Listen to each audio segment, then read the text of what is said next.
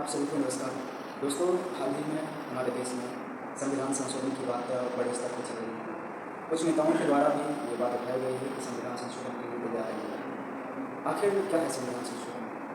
भारतीय संविधान में आर्टिकल 368 के तहत संविधान संशोधन की बात करी गई। मुख्यतः 3 प्रकार से हो सकता है, जिसमें एक साधारण बहुमत के आधार पर। बहुमत कहाँ पर? लोकसभा और राज्यसभा में। लोकसभा और राज्यसभा में साधारण बहुमत के आधार पर इस संविधान संशोधन को आर्टिकल 368 से बाहर रखा गया। लेकिन दूसरा प्रकार होता है विशेष बहुमत के आधार पर।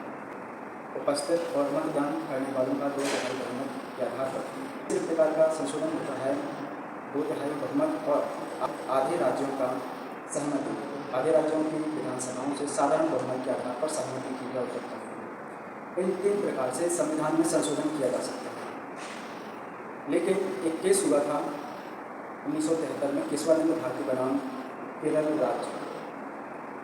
इस केस में भारत की संविधान की मूल भावना को तय किया गया था कि संविधान में संशोधन किया जा सकता है।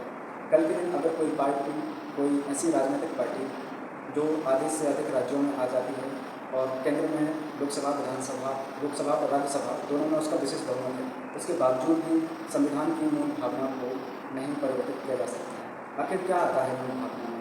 मूल भावना में आता है आपका सर्वोच्च न्यायालय और संविधान की सर्वोच्चता, कार्यपालिका, न्यायपालिका और विधायिका का शक्तियों का बंटवारा, विधि का कानून और मौलिक कुछ फंडामेंटल राइट्स इसके अंतर्गत आते हैं। इनको कभी भी हटाया, दबाया या अलग नहीं किया जा सकता है।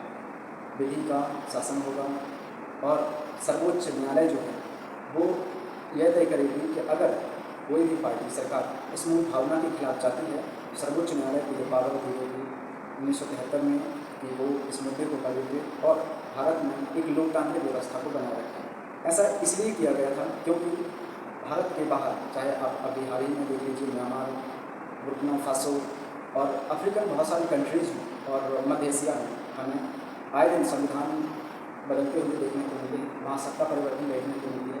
इससे होता यह है कि लोकतंत्र खतरे में आ जाता है और वहाँ जो लोकतंत्र के आधार पर लोगों को मानवीय अधिकार प्राप्त होते हैं, जो उनकी फंडामेंटल राइट्स होते हैं, इन सभी का वायलेशन होता है।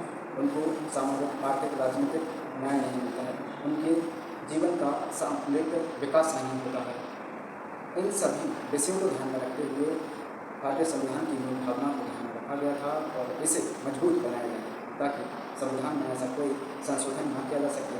आज भारत में बहुत सारे लोगों के द्वारा हम सोशल मीडिया पर देखते हैं, खासकर वो लोग जो या तो पढ़ना नहीं चाहते हैं या किसी को फॉलो करना चाहते हैं पर उसमें तर्क वितर्क नहीं करना चाहते हैं, वो ये भावना फैला रहे हैं कि संविधान में संशोधन होगा, भारत हिंदू राष्ट्र बनेगा। तो भारतीय संविधान की मूल भावना में धर्मनिरपेक्ष शब्द भी जुड़ा हुआ है, यानी कि भारत को हिंदू राष्ट्र घोषित करना या कोई अन्य धर्म का राष्ट्र घोषित करना जो सपना है, वो सपना नहीं पूरा हो सकता है जब तक संविधान है। दोस्तों, ये मूल भावना है और इसके खिलाफ कोई नहीं कर सकता।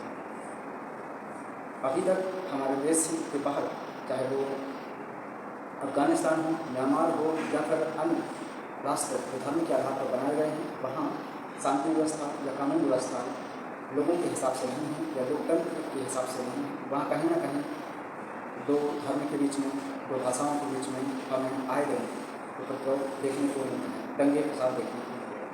तो ये थी कानून और न्याय की बात और सच की बात। देखते रहिए अखिलेश के साथ। नमस्कार।